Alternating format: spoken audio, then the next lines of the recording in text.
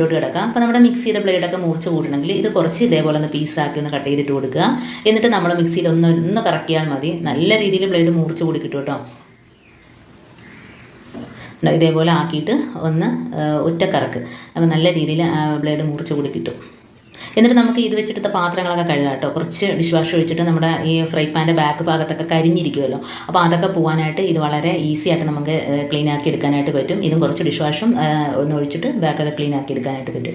അടുത്ത ടിപ്പിലോട്ട് കിടക്കാം. അപ്പോൾ നമ്മൾ ഇതേപോലെ കുക്കർ എന്നും ഉപയോഗിക്കുന്നതല്ലേ, അപ്പോൾ എപ്പോഴും ലൂസ് ആകാറുണ്ടല്ലേ. അപ്പോൾ ഇതിൻ്റെ ഈ സ്ക്രൂ ലൂസായി വരികയാണെങ്കിൽ നമ്മൾ ഗുളിക എടുത്തതിൻ്റെ സ്ട്രിപ്പിൻ്റെ ബാക്ക് ഭാഗം ഉണ്ടല്ലോ, പ്ലാസ്റ്റിക് കഷ്ണം ഉണ്ടോ, അത് ഇതിനകത്തോട്ടൊന്ന് ചെറുതായിട്ടൊന്ന് കട്ട് ചെയ്തിട്ട് ഈ സ്ക്രൂവിനകത്തോട്ടൊന്ന് കയറ്റി കൊടുക്കുക. ഇതിനകത്തുനിന്ന് പൊളിച്ചെടുത്തതാണ് ഇത് കണ്ടോ.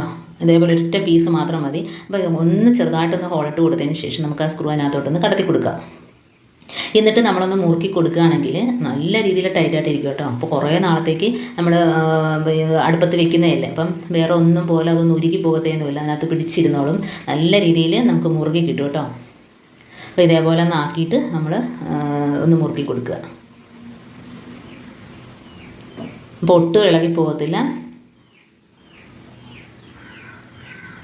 മറ്റേത് നമ്മൾ കുറച്ച് മുറുക്കിയിട്ട് കുറച്ച് ദിവസം കഴിയുമ്പോൾ വീണ്ടും ഇളകാറുണ്ട്. ഇതാകുമ്പം അങ്ങനെ സംഭവിക്കത്തേ ഇല്ല, എത്ര നാൾ വേണേലും ഇങ്ങനെ അങ്ങ് ഇരുന്നോളും. അതാണ് ഇതിൻ്റെ പ്രത്യേകത. അപ്പം ഇതേപോലെ ഒന്ന് നല്ലോണം ക്ലിയർ ചെയ്ത് വെച്ചിട്ട് ഒന്ന് മുറുക്കി കൊടുക്കുക. നല്ല രീതിയിൽ ടൈറ്റായിട്ടിരിക്കും. ഞാൻ കാണിച്ചു തരാം കണ്ടോ. ഒട്ടും ലൂസാവില്ല, വളരെ ഈസി ആയിട്ട് നമുക്ക് മുറുക്കിയെടുക്കാനും പറ്റും. നല്ല രീതിയിൽ അതിനകത്ത് കണ്ടോ ഇരിക്കുന്നുണ്ടോ. അപ്പോൾ അതിനകത്ത് നല്ല ടൈറ്റായിട്ടിരിക്കുകയാണ്. ഇതേപോലെ നിങ്ങളൊന്ന് ചെയ്ത് നോക്കുക. അപ്പോൾ അത് മനസ്സിലാകും നമുക്ക് എങ്ങനെയാണ് കാര്യം എന്നുള്ളത്.